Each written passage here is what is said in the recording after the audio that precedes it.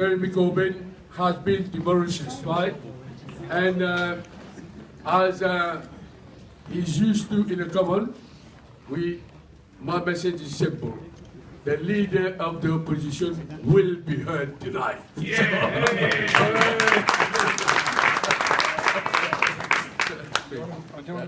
I don't want to trip you up, Cader. I wouldn't dare to trip you up, actually. Good evening, friends. Thank you very much for inviting me. Can we say thank you to Cader for all his work in putting on this event this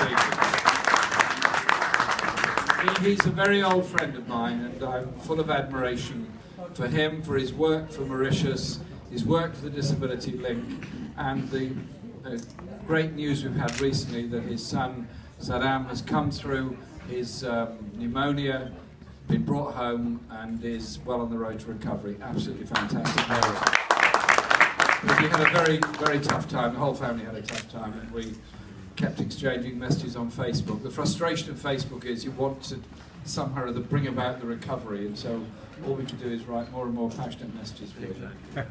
And it obviously worked. I want to say also thank you to everyone for coming on tonight, and to the Mauritian Disability Link for the work that you do.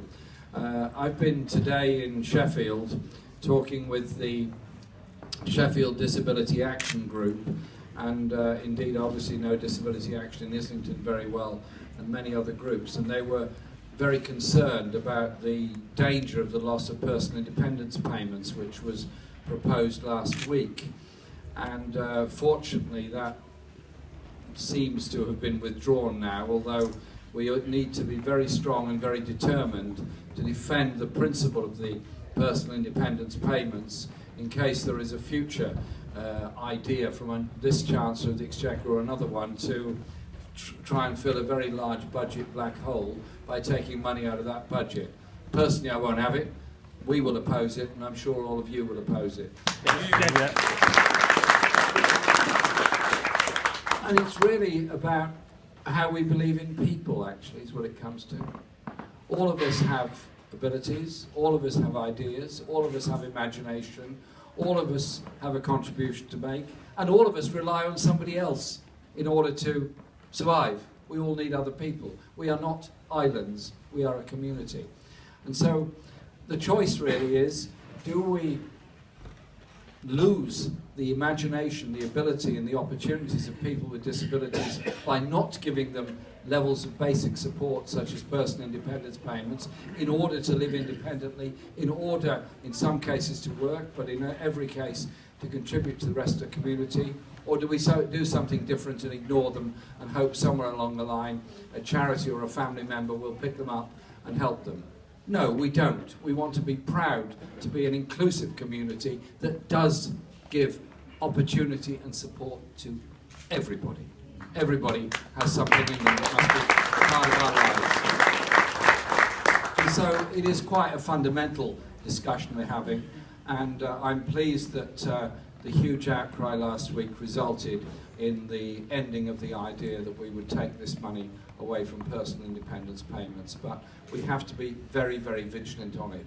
And I think in a perverse kind of way, the very opposite of what was intended has happened, in that more and more people now understand the issues, understand the poverty that many families face because of disability, understand the need to put more resources, both into local government as well as into Department of Work and Pensions, in order to ensure that people are properly supported in order to live that decency and independence in their lives. So the link provides that obvious link between communities, but it also provides the understanding of the wider community of how we actually have to support each other and work together. So Cader and friends, and all the work you've done, thank you very, very much for all of that.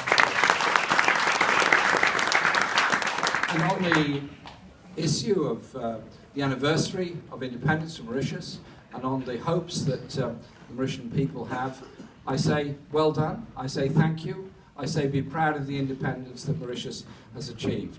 And as one that has spent a lot of my lifetime in Parliament working with many people from the Mauritian community on the rights of the Chagos Islanders, I'm sure you would understand that we are still pressing for the rights of the Chagos Islanders to be able to go to their islands and return home if that is what they wish. It's a fundamental human right. Thank you, thank you. They were wrongly taken from the islands in the first place. Many have lived in Mauritius for many, many years, as well as the Seychelles, and in Britain, in Crawley and in Manchester and other places, and they deserve that right to be able to return to those beautiful islands if that is what they wish to do. And I have always supported them and will continue to support them. And my great friend Olivier Bancoul is here today, not here in this room tonight, but he's here in Britain at the moment as part of that campaign. The Mauritian community in this community, in London, in my constituency, but all over London, makes a fantastic contribution to our life in Britain, to our community in London and in other places. And I think what is great about this country and great about London is that sense of community, that sense of respect for each other's faith, each other's identity, and each other's community.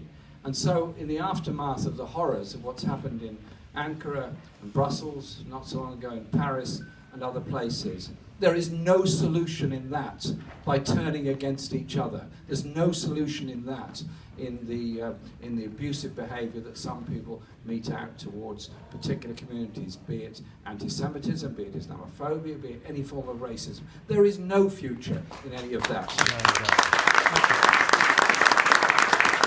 The only future is one of respect for each other, different faiths, different cultures, different identities, but also recognising, as we do on the issue of disability, that basically we're all one community that has got to work together to support each other.